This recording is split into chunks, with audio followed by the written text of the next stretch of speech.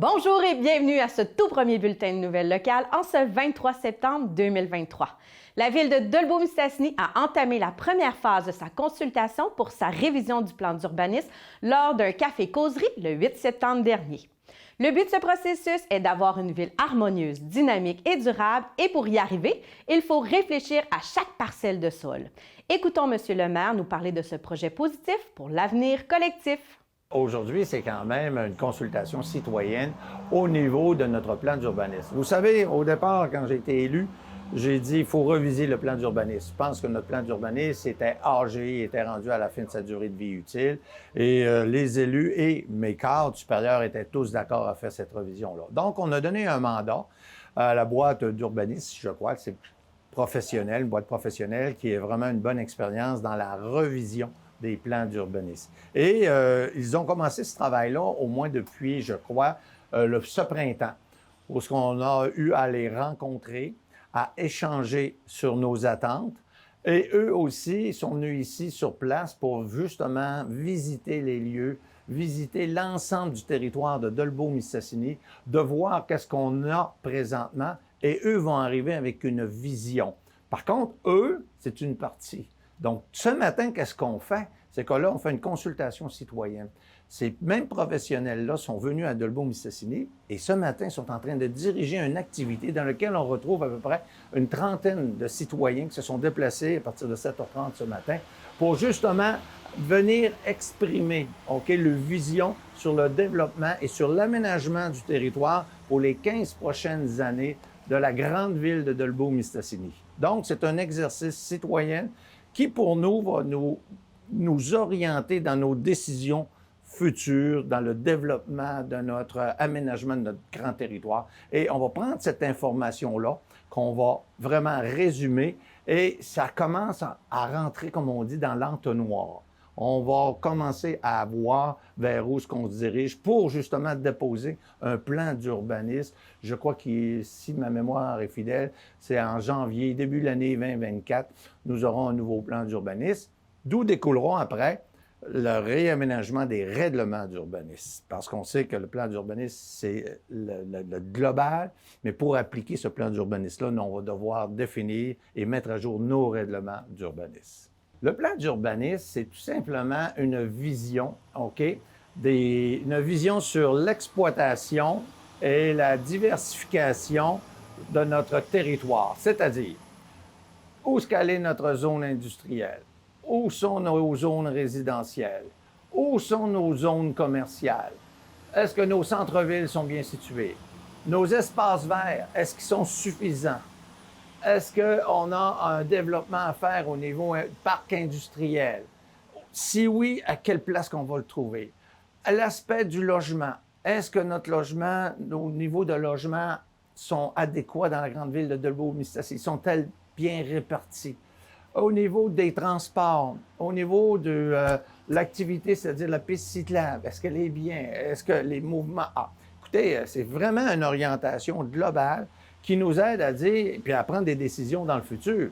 Parce que si dans le futur, on décide de faire un parc industriel, on décide d'agrandir, on décide de s'implanter ou d'investir dans tel secteur, c'est notre plan d'urbanisme qui a été déposé, accepté par le Conseil, qui va nous orienter à dire voici. Et en plus, il ne faut pas oublier, nous sommes en train aussi de reviser notre planification stratégique. Planification stratégique, c'est véritablement de dire où est-ce qu'on veut aller dans les 5 prochaines années, puis après, il faut définir de quelle façon qu'on va se rendre là. Donc, le plan d'urbanisme fait partie intégrante un peu de notre planification stratégique. Donc, les deux vont bien ensemble et heureusement, les deux venaient à échéance et à durée de vie en même temps, en 2023. Donc, on va être prêt en 2024 et ça jusqu'à l'année 2024, si j'ajoute 5 ans, on va être en 2029. Pour être capable de prendre des décisions en fonction de plans stratégiques et de plans d'urbanisme vraiment mis ensemble pour arriver au même objectif, c'est-à-dire d'avoir un développement harmonieux de la grande ville de Dolbeau-Mistassini.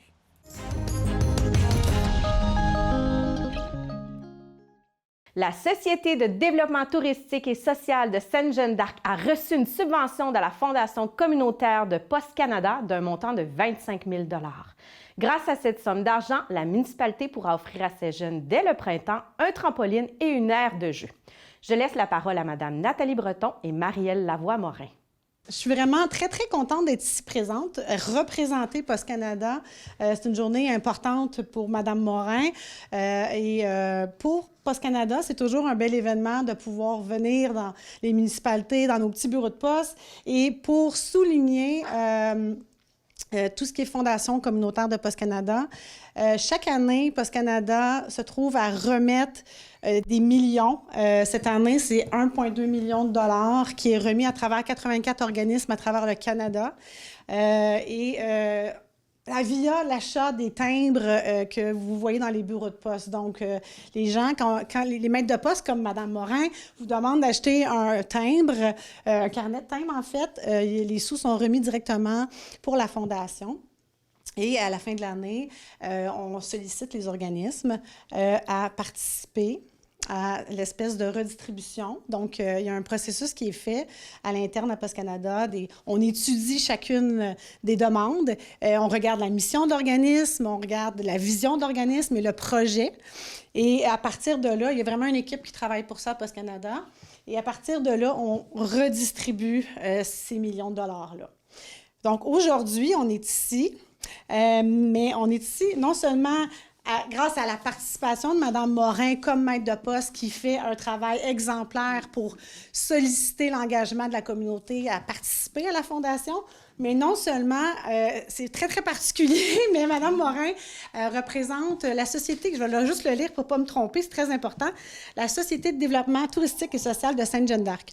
Donc, elle est impliquée au sein de l'organisme et son organisme a déposé une candidature et elle fait partie, cet organisme-là, qui a été reconnu cette année pour recevoir non seulement... c'est quand même un bon montant, mais Post Canada remettra à l'organisme aujourd'hui même un montant de 25 000 $ pour son projet qui a été présenté. On a fait une demande, comme moi, je ne suis pas présidente de la Société de développement, mais le monsieur en question, il travaille, il gagne son pain quotidien. Ça fait, là, il a demandé à nous autres de le représenter à la place. Ça fait, on a fait une demande avec la Société de développement pour avoir un projet de trampoline. Puis la trampoline, genre vraiment 55 pieds de long. Puis d'ailleurs, je remercie la municipalité, Mme la mairesse, de nous avoir eu à louer le terrain pour le mettre là. Puis c'est vraiment spécial parce que ça va permettre à les enfants dans le coin de s'amuser encore plus. Puis ça va faire encore de quoi des belles ajouts. Puis c'est ça. Je remercie le monde aussi qui m'a aidé à ramasser des sous pour la Fondation, faire valoir la Fondation communautaire. Parce qu'en fait, tu sais, aujourd'hui, Sainte-Jeanne-d'Arc est en public et est en avant-plan, mais tu sais, ça peut toucher Dolbeau, Mistassini, Normandin. Je représente le Saguenay-Lac-Saint-Jean. Ça fait n'importe qui peut faire une demande. Ça va, comme Mme Nathalie disait, avec un système de points, puis la demande est analysée à partir de là, puis ça existe. C'est adjacent le parc. Je vais mettre une affiche. Elle a genre 35 par 55 pieds de long. Même les adultes... c'est une trampoline, un trampoline? Oui, c'est une trampoline anti-choc, là. C'est vraiment sécuritaire au coton. J'avais l'idée de le mettre aussitôt que le dégel va le permettre de l'installer là. Probablement fin mai, d'après moi, on va être capable de creuser parce qu'il faut creuser un petit peu. Ça va être probablement la fin mai. On va mettre la clôture, on va mettre ça sécuritaire pour tout le monde. Il va y avoir un ajout de lampadaire, il va y avoir vraiment des tables, des poubelles fixes, puis des bancs pour que tout le monde puisse regarder. Puis... Il faut pas lâcher parce que, tu sais, dans le fond, si on veut aller... moi, dans ma tête, là, il y a rien qu'un mot qui me marque dans la tête, c'est « tout est possible ». Chez nous, là, quand ils me disaient « là, je suis pas capable », ben non, ça se peut pas. Tout est possible dans la vie. Il s'agit d'y croire.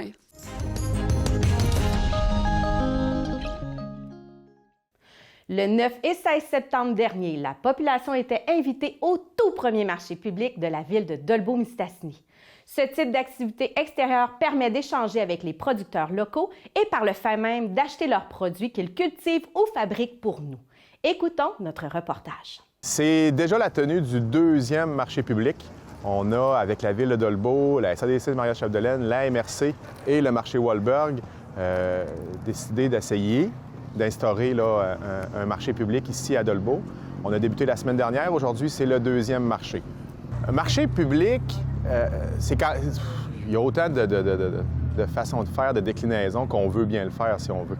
L'idée qu'on a eue derrière celui qu'on organise, c'est vraiment un marché un peu comme on voit là, on voit peut-être un peu grand, mais un peu comme on voit là, en Europe ou en France, là, où les matins de fin de semaine, les samedis matins, il y a un marché qui s'installe dans le milieu du centre-ville.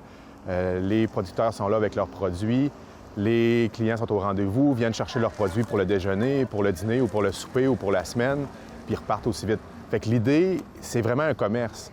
On a vraiment tenté d'emmener les producteurs. C'est pas pour rien non plus qu'on a choisi le site du centre-ville. C'est vraiment de rapprocher les producteurs des consommateurs, parce que les consommateurs sont souvent au centre-ville, surtout durant le week-end. Facile d'accès, facile de stationner. Fait que c'est vraiment de faciliter les échanges commerciaux. On se trouve ni plus ni moins comme si on était à l'épicerie, sauf que l'épicerie est en plein air avec des producteurs locaux. On a différents producteurs du secteur. On a la ferme, la bergerie La Pointe à Saint-Augustin, qui produit de l'agneau. On a Miel en Bleuet de Dolbeau-Mistassini. On a Reine et Colonie du Lac, qui est une productrice de miel aussi de Dolbeau-Mistassini. La semaine dernière, on a eu les miels Picard de Normandin. On a l'entreprise Noasis, pour ceux qui connaissent peut-être un peu moins, c'est les céréales Normandin qui ont ici avec leur nouveau produit là, de l'orge perlée. On a eu des maraîchers. La semaine dernière, on avait David Duchesne, le forestier maraîcher de Dolbeau-Mistassini. Puis aujourd'hui, on a Valérie du potager de Valérie de Saint-Augustin.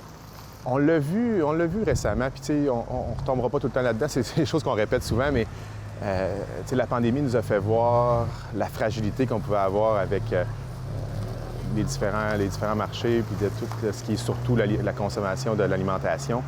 Fait que de garder au moins une base, d'assurer qu'on ait des producteurs locaux qui sont capables d'alimenter notre communauté, c'est quelque chose de super important.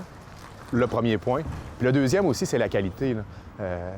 On a des producteurs super fiers, super méticuleux de leurs produits. Fait qu'on retrouve des produits là, de super bonne qualité. De façon abordable aussi. On a souvent l'idée de penser que quand c'est local, c'est plus cher. Venez voir, allez voir. Vous allez voir que les prix, là, c'est pas plus cher. Fait qu'on se retrouve avec des produits de bien meilleure qualité, à prix très compétitif. Puis en plus, c'est des produits voisins qui n'ont pas fait de transport, qui n'ont pas été dans des camions pendant des heures de temps. Vous l'avez vu ce matin, là, quand c'est les producteurs directement avec leur automobile qui ont débarqué leur boîte de leur auto. Fait que vraiment une proximité là, qui est super importante et super intéressante. Je participe au marché aujourd'hui parce que je trouve que c'est important de ramener les produits locaux en avant. Puis le monde aussi, ils viennent aussi pour la saveur. Ils retrouvent des produits qu'ils ont mangés quand ils étaient jeunes. Puis là, sinon, la diversité, tout simplement. Là. Les saveurs des vrais produits de la terre, pas de l'industrie. Juste pour faire des rencontres, faire du social, profiter du beau temps. T'sais, même si on vend pas, là, c'est le fun. Là, ça fait des couleurs dans la rue pendant un après-midi. Puis le monde se fait connaître. Mais même entre nous, là, on se connaît. Fait que on peut faire des plus gros marchés après parce que là, on connaît du réseau. Pour moi, pourquoi c'est important de consommer local, c'est sûr que c'est pour l'environnement, là, parce que les légumes voyagent moins, mais le fait qu'on les fasse moins voyager, on a accès à une plus grande disponibilité de variétés, puis qui se conservent peut-être moins longtemps, mais meilleurs au goût, meilleurs en nutriments. Fait que, tu sais, manger local, c'est aussi s'ouvrir sur la diversité possible. Puis c'est sûr que l'environnement, vu qu'il n'y a pas de transport, il y a moins de manutention, c'est pas des gros entrepôts, ça a un impact, c'est sûr. Là. On pourrait être beaucoup de petits producteurs, beaucoup plus qu'on est là, pour nourrir toute la population, au lieu d'avoir 10 giga-entreprises qui font juste des grosses productions, parce que les grosses monocultures, ça apporte beaucoup de maladies et de problèmes, fait qu'on est obligé de traiter. Mais quand c'est petit, avec la diversité puis les rotations, c'est moins de ravageurs, fait que moins de produits au final? En fait, au début, ça vient de Mathieu Savard de la ville de Dolbeau-Mistassini qui était au loisir. On avait discuté ensemble qu'on voulait faire un projet au début avec les cabanes du marché de Noël pour les réutiliser. On a commencé à discuter de ça. Puis là, de fil en aiguille, finalement, on a ajouté des gens dans le projet. Isabelle de la ville a aussi participé. Ensuite, il y a la SADC qui nous a rejoints. On a beaucoup parlé pour se rendre compte que finalement, on ne prenait pas les cabanes du marché de Noël, mais qu'on voulait vraiment laisser la place aux producteurs puis leur donner la chance, en fait, de parler avec les consommateurs directement. Donc, on sait qu'on a plein de marchés un peu partout sur le territoire, des producteurs qui vendent directement chez eux, mais on voulait leur permettre de vendre de se réunir, en fait, pour que les consommateurs puissent les connaître, puis après ça, peut-être se déplacer directement là, dans leur ferme ou dans leurs entreprises pour aller acheter les produits directement. On a un grand souci de la mise en marché de proximité. Donc, c'est pour ça que suite à ce qu'on fait aujourd'hui et ce qu'on a fait la semaine passée, on veut reproduire ça l'année prochaine. Donc, le but, c'est de réunir les producteurs qui étaient là et d'autres s'ils veulent se joindre à nous pour se questionner sur c'est quoi la meilleure formule, est-ce que ça a bien fonctionné cette année, est-ce qu'on est satisfait, est-ce qu'on veut aller plus loin pour mettre vraiment en place un marché dans les années futures.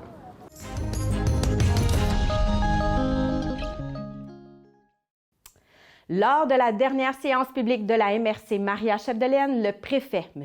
Luc Simard, mentionnait l'importance de la maison Colombe-Veilleuse sur notre territoire et appuie la demande de financement qui a été faite au gouvernement afin d'assurer un montant de base qui viendrait supporter les dépenses des soins palliatifs. En fait, ce qu'on ne savait pas, c'est... moi, je ne le savais pas personnellement, mais la maison Colombe-Veilleuse, c'est la plus petite maison de soins palliatifs au Québec. Et les maisons de soins palliatifs sont financées au prorata du nombre de lits. Et nous, comme il y a uniquement 3 lits, ça amène 110 000 $ de financement par lit, donc 330 000 de fonctionnement pour la maison. Puis c'est à peu près 55 % du financement nécessaire. Donc, ça laisse encore un autre environ 300 000 $ aux bénévoles à aller chercher dans le milieu, alors qu'on sait que des campagnes de financement, il y en a une puis une autre, il y en a beaucoup. Donc, c'est énormément demandé, ces bénévoles-là. Pour qu'on ait 3, 4 ou 5 lits, c'est le même personnel de base. C'est les mêmes frais de base. Donc, c'est des frais qui sont à peu près pareils, mais on sait que si eux ont 330 000 $, une maison de 5 lits ont 550 000 $ de financement. Donc, il y a vraiment une inéquité. Et le ratio, normalement, c'est 1 lit par 10 000 habitants. On sait qu'on cadre quand même dans ce ratio-là, mais on sait que Domaine du Roi ont 4 lits pour une population similaire. Donc, déjà là, on a peut-être un rattrapage à faire, si on peut le dire comme ça. Mais nous, ce qu'on demande, c'est qu'il y ait à tout le moins un financement de base qui soit apporté à ces maisons de soins palliatifs-là pour des plus petits milieux comme le nôtre. Parce que c'est un service absolument essentiel d'un milieu. C'est un service aussi qui est essentiel pour la population, puis ça fait partie des services sociaux et de santé que le gouvernement doit dispenser. Je pense qu'ils doivent profiter du fait qu'il y a beaucoup de bénévoles qui travaillent à maintenir ces maisons-là en vie. Et ça amène des coûts évités immenses au niveau des hôpitaux parce que les gens qui vont dans les maisons de soins palliatifs n'engorgent pas les hôpitaux avec les coûts beaucoup plus importants qui sont engendrés par ces hospitalisations-là. Donc, il y aurait moyen de financer de façon plus équitable l'ensemble des maisons de soins palliatifs et de mettre un montant de base pour les plus petites maisons comme la nôtre, mais qui va permettre d'avoir une viabilité à ces maisons-là. Donc, nous, il y a une requête qui a déjà été faite par les dirigeants de la maison Colombe-Veilleuse, le conseil d'administration, puis on vise à les appuyer, on vise à leur donner vraiment un appui fort, puis on est disponible aussi s'il y a des rencontres à faire avec des intervenants dans le domaine de la santé pour pousser cette idée-là. Mais on ne peut pas non plus avoir une maison de soins palliatifs dans la région. Là, si on commence à fermer toutes les petites maisons de soins palliatifs, on va aller où? À Jonquière ou à Alma, ça n'a aucun bon sens. Là. Il faut vraiment on en est dans notre milieu et qu'on prenne en compte la géographie de notre région. Non, c'est pas comme les circonscriptions fédérales, Monsieur Plourde. C'est pas le même dossier. Mais pour nous, c'est vraiment très, très important. Puis on est préoccupés parce que si ça continue comme ça, il y a un fonds ils ont un fonds, là, mais le fonds va s'épuiser très rapidement. Puis on sait qu'on a un bon conseil d'administration, c'est géré d'une façon très rigoureuse, puis il y a énormément d'efforts qui est fait pour aller chercher du financement. Donc ça, on ne remet pas ça en doute, pas du tout. Puis on veut que les gens continuent à se mobiliser. Mais c'est vraiment le gouvernement qui doit faire sa part pour assurer un service à la population dans des milieux comme la nôtre.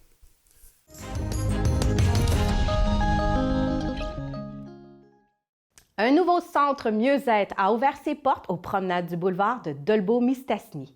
Que ce soit pour des soins énergétiques, des bracelets énergétiques, du tatouage intuitif, des parfums énergétiques, une simple discussion, le Centre Mieux-être Arcana est l'endroit idéal pour aller à la rencontre de soi-même et de s'ouvrir à la spiritualité.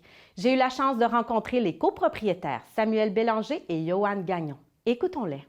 Et dans le fond, on se trouve chez Centre Mieux-être Arcana. C'est situé au 1230 boulevard Walberg, c'est ça? Oui, 1230 boulevard Walberg. Dans le fond, c'est en dessous des services financiers. Vraiment où le stationnement arrière de la Caisse des Jardins. Vraiment le même secteur. On a ouvert ça vraiment pour le bien de tout le monde. Puis les gens ici, on dirait qu'ils sont plus connectés un petit peu parce qu'ils sont proches de la nature. Il y a beaucoup d'eau ici. Avec la nature, ça connecte beaucoup les gens à eux-mêmes puis à tout ce qui les entoure. Fait que, c'est ça. À Dolbeau, on trouvait que c'était un bel endroit pour ça. Moi, je vais me prioriser dans les soins Reiki. J'ai plus une énergie de guérisseur puis de bien-être des gens. Fait que c'est des massages énergétiques qui travaillent au niveau des chakras. Certains chakras sont bloqués parfois, puis ça peut nous amener certains mal dans notre corps. Je fais aussi des bracelets médecine. Une personne peut venir me rencontrer, puis on discute ensemble qu'est-ce qu'elle veut que son bracelet lui apporte. Je joue avec les pierres, avec du bois, puis je mets des intentions avec des soins Reiki aussi à l'intérieur. Je fais des atebas aussi, c'est des tresses brésiliennes avec des fils. On peut mettre aussi des perles, des pierres au travers avec des runes. Moi, dans le fond, les services que je vais offrir, c'est que moi, à la base, depuis l'âge de 13 ans, je suis médium. Puis le don de canalisation, je l'ai comme travaillé, intégré. Fait que, tu sais, c'est beaucoup là-dessus que moi que je vais travailler. Tout ce qui est lecture de tarot, la voyance, le service de tatouage intuitif, qui a monté en popularité, honnêtement. Là, j'ai décollé ça à Alma, puis je m'attendais pas que ça allait faire un boom. Mais tous les gens qui obtiennent leur tatouage précis à eux, c'est vraiment par canalisation que j'obtiens, avec les messages qui viennent pour les gens. Fait que c'est vraiment un tatouage unique. Il ne peut pas en avoir deux dans le monde. Puis ce tatouage-là, en fait, vient travailler des choses à l'intérieur de la personne sur son chemin de vie. Fait que ça, c'est un des services quand même le plus populaire, on va dire. Puis je vais aussi avoir la tatouage médecine, qui est ça, c'est le client qui choisit vraiment qu'est-ce qu'il veut que ça vienne travailler chez lui. T'sais, un tatouage qui va représenter la confiance en soi, t'sais. Un catalogue que je vais fournir, que les gens peuvent choisir qu'est-ce qu'ils veulent. Il va en avoir plusieurs pareils, évidemment, parce que tout le monde peut choisir le même. Mais c'est beaucoup du côté de l'accompagnement chemin de vie, puis de jouer un peu dans le psychique, le mental, en fait, avec les gens, dans le but de développer, mettons, faire partir des craintes, répondre aux questionnements aussi des gens. Fait que c'est beaucoup pour leur développement personnel que moi, je vais travailler. Dans notre préouverture, on a aussi ouvert notre coin boutique en premier, parce que c'est là qu'on a le plus de produits puis tout ça. Nos produits sont faits 90% faits à la main par nous. On crée nos propres parfums, nos bijoux à base de cristaux semi-précieux. On crée vraiment beaucoup de choses. Nos parfums c'est des parfums énergétiques qu'on crée. C'est vraiment pour jouer sur les énergies des personnes. Il y en a des anti-anxiétés pour s'aider à s'ancrer au sol, s'aider à s'élever aussi. On vise vraiment toutes sortes de personnes, tous les gens intéressés, les plus ouverts, les moins ouverts spirituellement. Il y en a beaucoup qui connaissent pas ça, mais que quand ils découvrent ça, ils trouvent vraiment un peu leur raison là-dedans, comment ça les aide, ça les rend plus en paix avec eux, mieux, ça guérit certaines blessures parfois. Les gens qui rentrent ici, ils se sentent vraiment plus rassurés, calmes. Il y en a qui disent qu'ils oublient leurs problèmes et tout ça. Fait que nous, on veut vraiment le bien de tous. Fait on accueille tout le monde qui peut venir. Puis, ça le dit vraiment dans le nom, un centre mieux-être. Tu te sens bien quand tu es ici. Tu ressors, tu as comme un vent de fraîcheur, tu respires mieux. Beaucoup de monde sont arrivés ici déjà. Il y a une petite larme ont coulé puis ils comprennent pas trop. Mais c'est comme le lieu agit déjà en soi. Fait que vraiment, on veut toucher une clientèle qui ont besoin comme d'aide, mais qui n'en trouvent pas nécessairement ailleurs. Des fois, il y a des réponses qu'on peut aller chercher du côté spirituel qu'aucun spécialiste en fait de la santé ou autre pourrait offrir. Des fois, ça part de plus loin que de quoi qui devrait être là, mettons, être concret. Là. On va avoir une plateforme web bientôt. Là, présentement, nos rendez-vous ne sont pas ouverts. On a ouvert les tatous intuitifs en pré-ouverture un petit peu. Mais quand nos salles de soins vont être prêtes, on va vraiment créer un événement pour l'ouverture officielle avec... ça va être comme un petit 5 à 7 que les gens vont pouvoir venir les magasiner. On va sortir des produits comme à ce moment-là aussi. Fait que on va en mettre plus sur notre page Facebook aussi quand que les rendez-vous vont être ouverts pour prendre rendez-vous avec nous. Je rajouterais aussi que la plateforme de prise de rendez-vous en ligne est accessible à tous. On peut vraiment choisir le service qu'on veut, mais je suis ouvert. On est très, très ouvert aussi à des gens qui ont moins accès à Internet, qui connaissent moins la technologie. On a un agenda aussi. On peut se présenter en boutique. On prend le nom dans une plage horaire disponible. Nous, après ça, on s'occupe de la mettre en ligne. On s'occupe du reste. Fait que même sur Facebook aussi, on peut nous écrire, on prend un rendez-vous, on regarde les disponibilités. On veut vraiment être accessible à tout le monde. Les gens, mettons, qui arriveraient en boutique, qu'ils veulent discuter, qui ont une petite problématique, quelque chose, qui veulent être orientés, on a un espace vraiment où les gens peuvent venir s'asseoir. On discute avec eux. Vraiment vraiment un partage avec toute confidence. Rien ne va sortir d'ici, en fait. Fait qu'on a vraiment un petit espace en arrière où on peut accueillir des gens avec une petite bouteille d'eau, ils se confient, ils ont des questionnements et même juste comment savoir plus avec des fois ce qu'ils vivent intérieurement. Il y en a qui vivent des éveils spirituels, qui ont des dons qu'ils n'ont pas encore travaillé, mais qui n'ont personne à qui se confier là-dessus. Fait qu'on a vraiment une petite place en arrière où tu viens, tu t'assois. Il n'y a pas de question de temps, d'argent, non. Juste être en bonne conscience, assis pour pouvoir aider ça revient encore à pouvoir aider le plus de gens possible, en fait. Oui. C'est ça l'essence du lieu. On invite vraiment les gens à venir nous voir. Même s'ils veulent rien acheter, ils veulent juste discuter avec nous, voir ça ressemble à quoi, sentir l'énergie. On aime ça dire que le Centre Mieux-être Arcana, c'est une expérience à vivre.